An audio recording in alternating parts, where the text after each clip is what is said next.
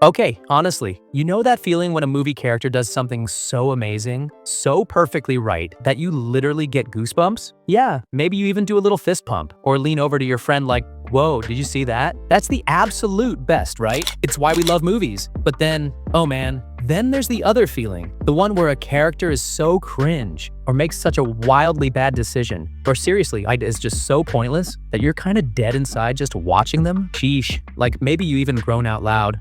Or check your phone for a second? Come on, we've all been there. Wishing we could just skip their scenes. Well, strap in, because the new Minecraft movie, it didn't just deliver both of those feelings, it delivered them in huge, almost insane ways, for real.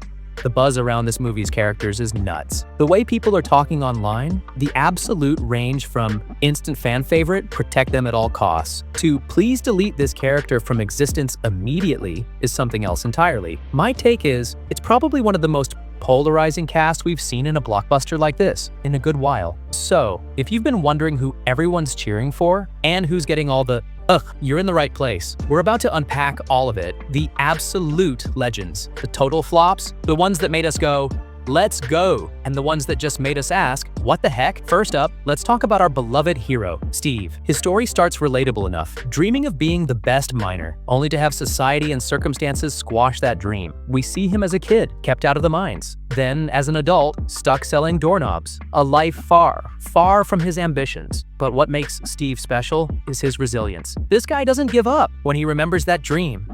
Finding those strange cubes. And opening the overworld portal isn't just plot.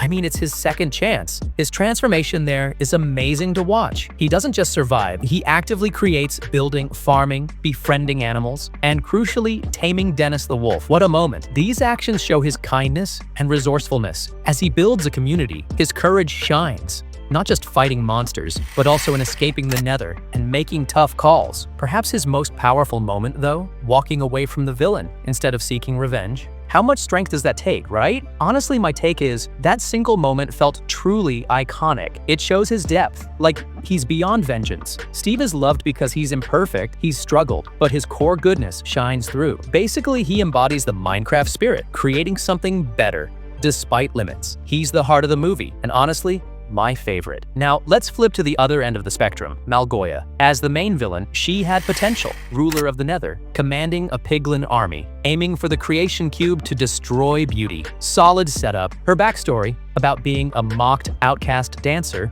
tries for sympathy, maybe to explain her power hunger, but honestly, I agree with observers. It didn't really land. It didn't justify her actions or make her more interesting on screen. She felt kind of one-note evil. Her cruelty peaks when she crushes her own general, just for failing. Oof, that was harsh. Sheesh. Shows loyalty means nothing, only power. But her execution is where she really falters. Getting the orb and Enderman crystal isn't earned through strategy or battle. She just shows up, grabs them, and leaves. Seriously? That's it? No way. It feels narratively unsatisfying, almost lazy. You know what I mean?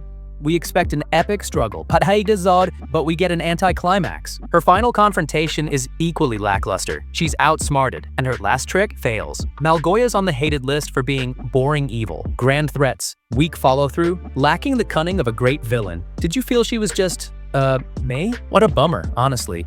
So much potential, wasted. Fans weren't scared. They were just waiting for her uninspired defeat. Then there's Henry, a character who goes straight to the heart. And honestly, this kid totally won me over. His situation hits emotionally. New city, new school, and grieving his mom. That vulnerability makes him instantly relatable. Yet, despite the pain, he remains curious and kind. His exploding school project is a light moment, showing he's still just a kid, making mistakes with good intentions. His real arc ignites in the Minecraft world, where others might panic. Henry stays surprisingly composed. Pretty impressive, right? When monsters attack, he's scared, but actively builds defenses, participating in survival, fighting the Enderman alone, and winning. A major turning point. Let's go! I was cheering! I mean, it was huge for his character. It symbolizes his growth. He's stronger now, physically and emotionally. Maybe his greatest strength is emotional intelligence, perfectly shown with Garrett. When Garrett's focused on money, Henry gently reminds him true wealth is relationships. Simply saying, I'm your friend. Simple,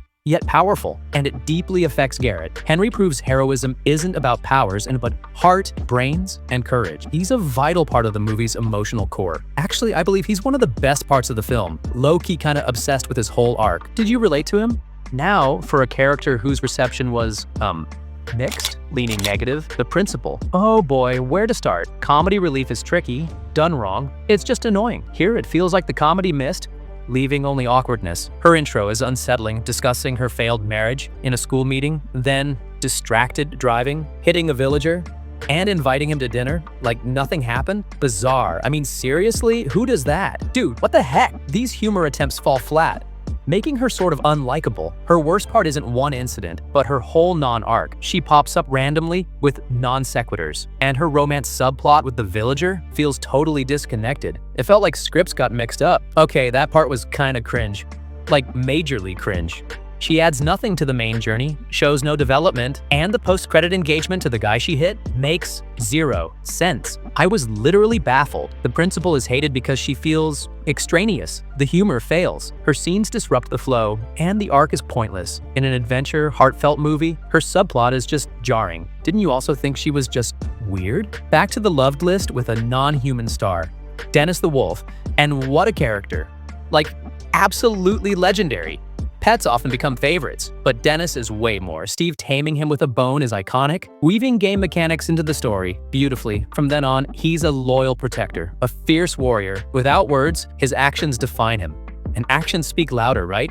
Safely delivering the creation cube, hiding it under Steve's bed, shows intelligence and loyalty. Good boy, his dramatic overworld entrance, saving the group with that powerful howl, goosebumps, man.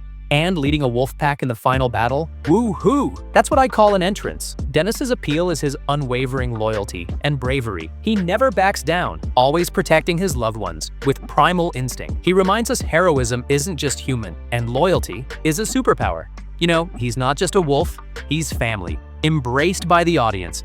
Best boy, no cap. Who's your favorite movie animal companion? Let me know. Next on the hated list, General Chungus. Ugh, the name alone evokes disappointment. Supposedly Malgoya's toughest warrior, saved for the end. High expectations. He should have been a serious threat, but the execution? So disappointing. All that buildup for what? His intro was intimidating, big, serious, but nothing substantial followed. His confrontation with Steve? Anticlimactic. When Garrett challenges him, misses, hits Steve, Chungus's non-reaction makes a tense moment comical. I was thinking, dude, react. Then his demise, effortlessly crushed by the Great Pig, reduces him from major threat to minor inconvenience. Whoa, that was fast and underwhelming. Chungus isn't hated for being evil, but ineffective. The disconnect between build-up and impact was huge. Felt like an inflated balloon, popping. I mean, really? He didn't challenge the heroes in any meaningful way. Cool design, wasted potential. Introduced as an obstacle, overcome so easily he barely mattered. A narrative placeholder, wasted potential, seriously. Loved list again with another strong female character, Natalie, and hats off to her. Really, as Henry's older sister, she's a symbol of responsibility. From the start, grieving her mom while trying to provide stability for Henry shows admirable maturity, but she's more than just the irresponsible sister, thrown into the Minecraft world unexpectedly. Her true strength emerges, and what amazing adaptation. Sheesh, talk about stepping up. Without training, she adapts, protects Henry, teams up effectively with Dawn, and fights when needed. Her interaction with Dennis shows empathy. She earns his trust with kindness. Natalie's appeal is her balance, tough yet caring, protective yet part of the team. Amidst chaos, she's a grounding presence. Felt like the group's anchor, didn't it? She needs no armor. Courage and love are her power. So yeah, by the end, she's not just a sibling, but a capable leader and survivor audiences totally rooted for. She's just awesome. Now, about that villager who came to Earth. Okay, deep breaths, because this is kind of frustrating. Conceptually, maybe interesting, a link between worlds, potential comedy, but the execution, so weak, the point was lost. The character became a single, tired joke. Barely speaking might be game accurate, but narratively limiting. Then his entire arc became a forced, bizarre romance with the principal. Just why? Can anyone explain? What the heck was that storyline? The meet cute where she hits him with a car, then asks him to dinner? Awkward and nonsensical. Him suddenly fluent, suited up, proposing later? totally random. It felt like the writers scrambled. Let's do something with him. He's hated for being plot irrelevant, no contribution, no development, subplot detached from main themes. While others faced existential threats, his story was an unnecessary diversion, disrupting the pace. Basically, a plot device that didn't work. I'm dead. It was just so random. Seriously, felt like a total waste of screen time. You too. Loved list surprise, Dawn. And what a pleasant surprise. Starts as a nice, quirky real estate agent. Helpful, but unremarkable. Pulled into Minecraft, she undergoes a tremendous transformation. Didn't expect it, but loved it. She doesn't just survive, she flourishes. Her arc is unexpected and, like, incredibly satisfying. Her standout moment, making her a fan favorite, the final battle. All seems lost. Natalie's in danger. Then Dawn appears on a hilltop, surrounded by wolves she somehow tamed. Whoa, that was wild. Total heroic entry. One whistle, the wolves turn the battle. Pure cinematic gold. Unexpected, badass, visually striking. That scene was lit, no doubt. Made me want to applaud. Dawn is loved because her growth feels earned. From comic relief to competent leader. Resourceful, fearless, fiercely loyal. And choosing adventure with Dennis over her old life perfectly concludes her arc. Now we're talking. Finding your true calling. Fun without being annoying. Strong without being boastful. Dawn proves ordinary people can rise in extraordinary situations. A breath of fresh air. Honestly, hated list includes Garrett's early arc. Ugh, this guy seriously got on my nerves at first. When we first meet him, he's quite unlikable. Former Ciampa's backstory is interesting, but his current persona, selfish, lazy, seeking easy money, is frustrating. While others focus on survival, Garrett's focused on himself. His worst moments are plentiful. Refusing to help Henry without pay shows his greed. Limit the selfishness. Trying to open the cube despite warnings highlights his recklessness. Charging Chungus, hitting Steve demonstrates incompetence. Come on, dude. Sometimes I wanted to tell him, dude, get serious. Initially, he feels like a burden, actively hindering the mission. Hard for the audience to connect or root for him. You just wonder when he'll mature. He represents the annoying slacker archetype too well. Didn't he make you angry too? But thankfully, Garrett's story doesn't end there. And thank God for that. That's why his later arc is loved. His transformation is gradual, but significant. Not an overnight hero, but slowly, influenced by Henry, he changes. Watching that brought relief, honestly. He learns responsibility, learns to care. His turning point? The bridge battle. Everything seems lost, team demoralized, Malgoya winning. Then Garrett does the unexpected, saying, if I'm going down with style. Then setting off the explosion to stop the army. A truly heroic moment. Boom, finally. The guy became a hero. Reckless, yes, but selfless. He's not just thinking of himself anymore. His second half works because the growth is believable. He overcame flaws, learned from mistakes, stood up for the right thing. He proves people can change. And redemption arcs like that are satisfying, aren't they? High-key emotional about his journey, not gonna lie. Leaving his old life to build something new with friends completes his redemption. His 0 to almost hero journey is one of the movie's best arcs. Finally, the hated list features another non-human, the Great Pig. Calling it a character feels, weird. It was just loud. As the final boss, it should have been the ultimate threat, but it was a major letdown. Its intro was impactful. Crushing Chungus demonstrated power, but after that, mindless destruction. No personality or no strategy, no intelligence, just roaring and smashing over and over. It got old fast. Give us some variation, man. Repetitive action and constant loud noise made it more annoying than scary. And its seeming indestructibility, surviving hit after hit, felt like plot armor. That's nuts how many hits it took. The Great Pig is hated for being a hollow threat. In a game like Minecraft, about creativity, a mindless brute force boss is disappointing. We expected more creativity, like seriously, no tension, no cleverness. When the ultimate golem finally defeated it, the audience felt relief.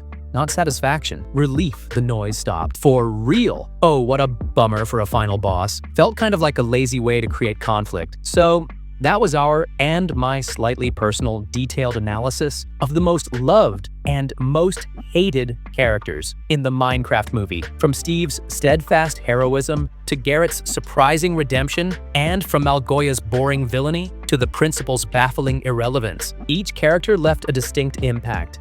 Some inspired us, some frustrated us, some we loved, some made us angry, but together, they made this blocky world memorable. For real though, it was quite the ride. Who are your personal favorites and least favorites? Now it's your turn. Let it all out in the comments below.